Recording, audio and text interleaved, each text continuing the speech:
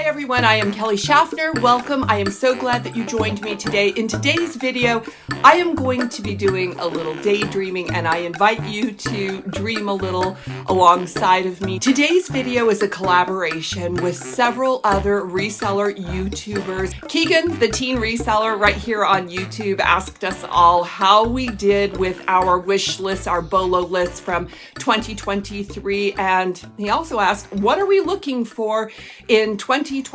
So that is what I am going to share with you. Last year, we all shared the BOLOs, the bucket list items that we were hoping to find, and we are continuing the tradition this year. If you are visiting from one of my friends' channels, I would really like to welcome you. I invite you to subscribe. I make videos surrounding reselling. That is what I do. That is how I make my living, selling women's pre-loved shoes and clothing. So if you enjoy videos like that, I would love to have you join my channel.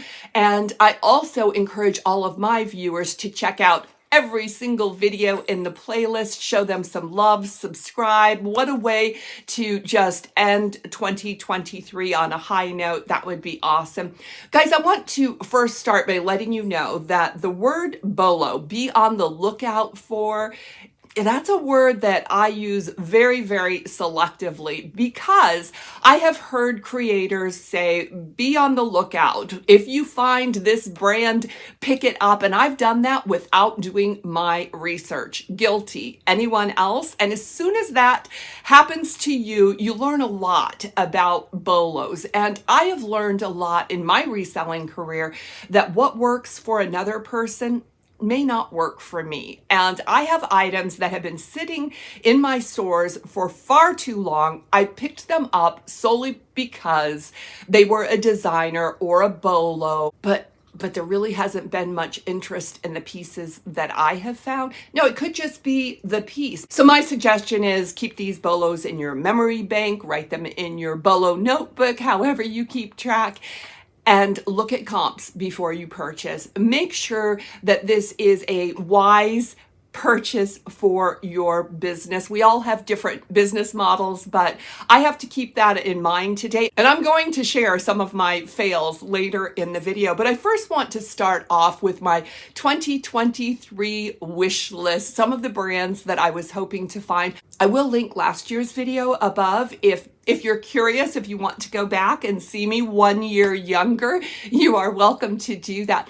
I had a list of 8 different brands that I was looking for. And in that video, I get kind of specific. I love to sell shoes. And so you will see that I am often saying that in this brand, I am hoping to find shoes. I was looking for camper shoes, which I did find, and I found those shoes at the end of 2023. They sold. That was awesome. I did not find any camper shoes in 2023, which was a bummer. I hope to find more. Trippin shoes. I did not find them. I will continue to look for them, but I did not find them. Blundstone boots. This is a brand I'm hoping to find in my size because I would really love to have a pair. I did not find these. The Elder Statesman. This is a luxury knit sweater brand. I didn't find it. I'm not surprised I didn't find it, but a girl can dream, right? Frank and Eileen was on my list. I found it. I'm going to talk about that in a minute. This is a brand that many people find frequently. You find it in the bins. You find it in your thrift stores. I normally do not thrift tops when I am in a thrift store, and I have not found it in the bins. I did, however, find it at the buy sell trade store. It was a pullover sweatshirt. Very, very little interest in this piece. I picked this piece up simply because I finally found a Frank and Eileen piece. So I was excited about that, but it has very little interest. I need to find a button front top by Frank and Eileen, and I hope to do that in 2024. Magnolia Pearl, I had such high hopes. I did travel to the Fort Worth, Dallas-Fort Worth area in June. And as we were driving to Dallas, I was telling my sister all about the brand. She asked me on the drive, what are we looking for? And I thought, we're going to Texas. Magnolia Pearl is made, designed, produced in Texas. And I was hoping because of that, I might be able to find a piece, and we did not find a piece of magnolia pearl. The last brand that I was hoping to find was Fear of God, or Fear of God Essentials, which is the lower end line of Fear of God, but it's still crazy expensive. And guess what? I just found it in November. I found Fear of God in the bins. I have them. I just went and got them to share with you. They're not listed because I thought I would keep these for myself, but I have not worn them. I'm going to share them with you. This is a pair of like nylon joggers, and they do have a toggle where you can cinch the ankles on them if you choose to. An elastic waistband, but they do have a cinched draw cord on the waist. It's so long too. These are really, really nice. They have this big patch here that says Essentials, and they also have, it's branded right around the knee, Fear of God Essentials. These are a dark charcoal gray color. They do feel like nylon, like a hiking pant. And they make that nylon noise when you walk, so you certainly cannot sneak up on anyone. I'm not completely sold on these. They do have slash pockets on the side. They're a very, very nice quality. These, I'll show you the tag on these. Essentials, Fear of God, and these are a size medium. I don't know if these are men's or women's, and Fear of God does have some unisex styles. They do a lot of joggers and sweatshirts, some t-shirt dresses, things like that. The aesthetic is a street style menswear androgynous look. I don't think these are the best look on me. I'm sharing a try on with you guys so you can see. And I'll tell you what I have learned when I try a piece of clothing and I'm not immediately in love with it, I'm probably not going to wear it. I have styled these on more than one occasion and then changed my mind before leaving the house. That's a pretty good indication that I am not going to love these. I'm afraid these might be men's. And that's why I'm not completely sold on the fit. You guys ever have that happen? I think I am going to list these. You can see I'm going back and forth. This is a brand I want to add to my personal wardrobe. I don't think this is the piece. Maybe I need to be looking specifically for a sweatshirt. I think I will probably list these. Tell you what, we are seeing more of Fear of God and the Essentials on the resale market. I've even seen live sellers that are getting this brand in pallets, which surprises me because this brand is not mass produced, but that will drive down the sales price when the market becomes saturated. That just kind of broke my heart. Finding these joggers was definitely one of the highlights of my 2023 thrifting. This was an adrenaline rush. This was a charge. It is so nice to find something that you have been looking for. If you are new here, you may not know that I did take a break from sourcing in thrift stores and the bins and such for personal reasons in 2023. So I found the pieces that I found in only about 6 months of sourcing in 2023. Next year, I think I have a better chance. God willing, I will be able to source for my business the entire year. Now let's move into the fun part of the video where I get to daydream about what I would love to find and add to my stores in 2024. First on my list is the brand Dries Van Noten. This is a brand I think I can actually find, and I would really like to find shoes. I have seen this brand at consignment stores. I've seen it at the buy-sell trade store, and maybe I've even run across it at thrift stores. I've never found it at a price point where I'm comfortable to purchase it to flip. So I'm hoping that 2024 is the year. This brand has caught my eye, not only because of the high quality. You can see the quality, you can definitely feel the quality, but this designer is a bit avant-garde, just a little bit funky on the shoes, which is a trait I am always looking for, something that is a little bit different, not necessarily traditional, a lot of architectural heel designs, just a lovely shoe. And that is what I'm hoping to find, the funky, cool shoes, and I want to find them at a price that works for my business. So we have that caveat, but that's with every single BOLO. I can find luxury items, but does it make sense to purchase them to resell? Most of the time it doesn't. Number 2 on my wish list is the brand Telfar. This is a brand that has a great big logo. You cannot miss it. Everyone will know if you are carrying a Telfar bag, but I am looking for the Telfar UGG collab. I am looking for the traditional classic UGG boot with the Telfar logo on them. This was a hot item in the fall of 2023. It's sold out in every size, but like a men's size 15 you can still purchase today. And the purchase price was only about $250, but the demand was there. They're really kind of some cool boots. I would love to have a pair for myself. Now, Telfar is famous for its bags, and not a big bag seller. If I came across a Telfar bag, would I sell it? Absolutely. I just don't enjoy listing bags, and they tend to sit until I have nothing else to list. So I'm really hoping to find those Telfar boots. They are a new product, a new collaboration with Uggs, and we may start to see them enter the resale market next year, maybe, hopefully. I'm hoping I find a pair. The next brand I'm hoping to find, and I see everyone finding it, but I have not come across it, is the brand OOFOS. OOFOS. This is a shoe brand, and it is a recovery shoe brand to be used like after a workout or after a hard day's work. I'm imagining that people that stand on their feet for a long time would really, really appreciate OOFOS. My sister is a nurse, and I was looking at some flip-flops for her as a gift because she's on her feet for 12 hours a day.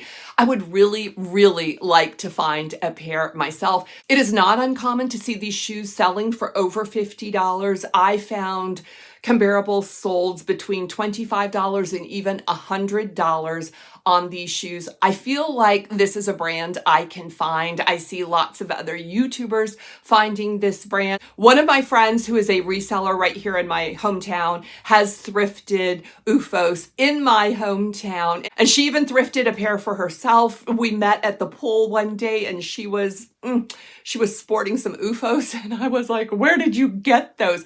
I hope to find at least one pair this year or become an OOFOS magnet where they start coming my way. I would love to sell the brand. Number 4 on my wish list is the brand Alexander McQueen. Alexander McQueen is also one of those avant-garde designers, and I have come across his shoes in the thrift store priced accordingly to the brand name. It made 0 cents to purchase the shoes, and the shoes were in the thrift store for a long time. When I would go into the thrift store, I would always check to see if there had been any markdowns on those shoes. They were stunning. I enjoy just looking at them. This is a brand I would love to try. This is a brand I have no experience selling, but I do have an appreciation for the brand.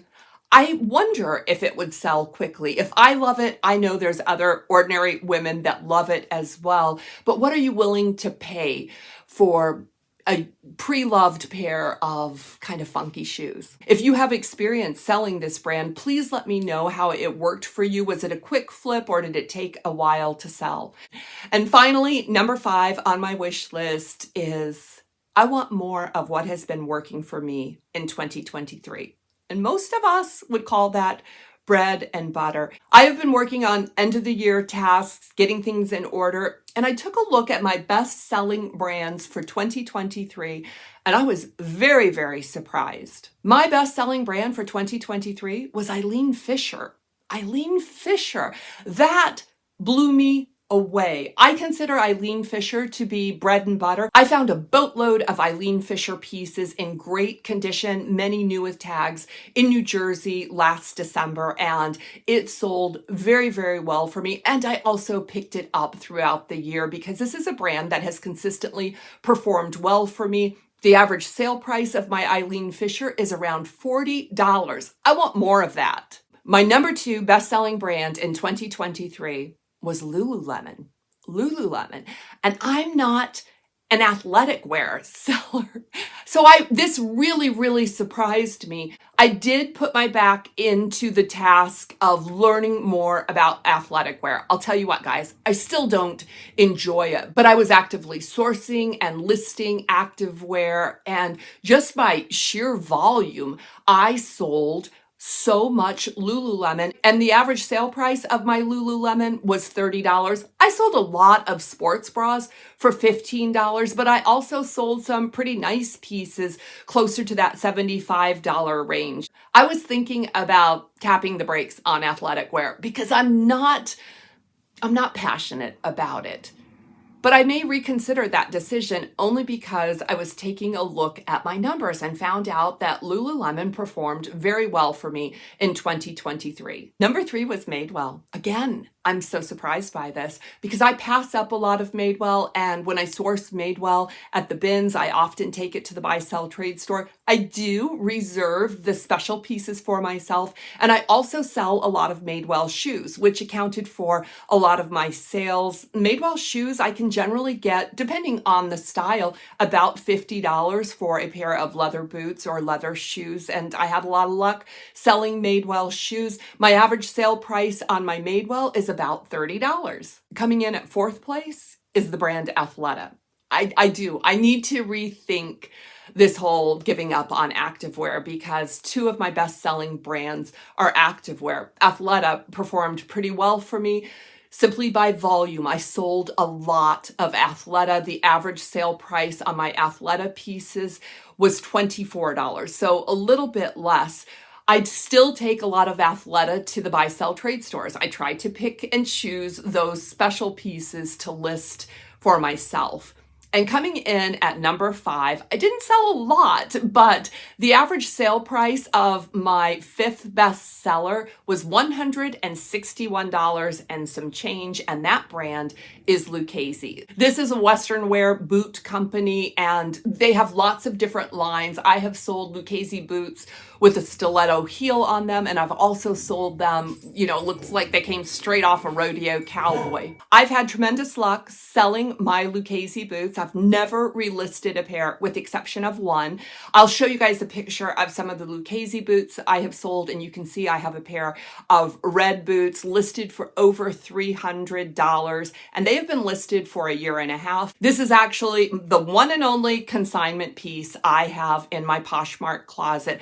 I am consigning these for the lady that was the caregiver for my mother. She spent way too much money on these boots and they do not fit her. They're just too small for her. So she asked me to sell them. She set the price on those boots and I think they're priced too high. They have been listed for over a year and a half. As with anything you sell on the internet, you'll have the best opportunity to sell it if it's priced according to other comparable solds, but yeah, the price on these will never change simply because I'm selling these for someone else. But all of the Lucchese boots that I have sourced for my business have sold very quickly in less than 30 days and made me a handsome profit. Really and truly, where I am today is I want more of what is working. Because I had to take some time off last year, my business, my life, everything is kind of in a resuscitation mode, and I would like to add more items that people are actively searching for. I've fallen into the trap of bringing home items that I have heard are BOLOs. In 2023, I sold 2 Christy Dawn dresses. I heard another reseller talking about this being a big BOLO. So when I came across some Christy Dawn dresses, I added them to my Poshmark closet. And you know what? It took over a year for both of them to sell. I listed them high. I listed them according to comps, but the demand just wasn't there for me. And I relisted these, and I accepted offers on both of these dresses, one for $150 and one for $130. They still made me a very nice profit, but they were not quick movers. And in fact, I was a little concerned that I had made a pretty big mistake with those dresses. Another brand that proved to be a very quick flip for me was the brand Anine Bing. I found an Anine Bing dress, it sold immediately. I found another one, it sold. And so I started picking up everything Anine Bing. I found a jersey. There's no interest on the jersey. But I was so hung up on the name, Anine Bing. This brand sells, and the dresses sell pretty well. But the jersey has just been hanging out, mooching, not paying its rent for over 9 months. I may sell an Anine Bing piece for less than $25. That would be kind of shocking, but it could happen. There's just no interest on this jersey. Anine Bing sells very well if you can find dresses, maybe tops. I've never sold a top, but yeah, a little disappointed. I've never sold a top. My jersey's not selling.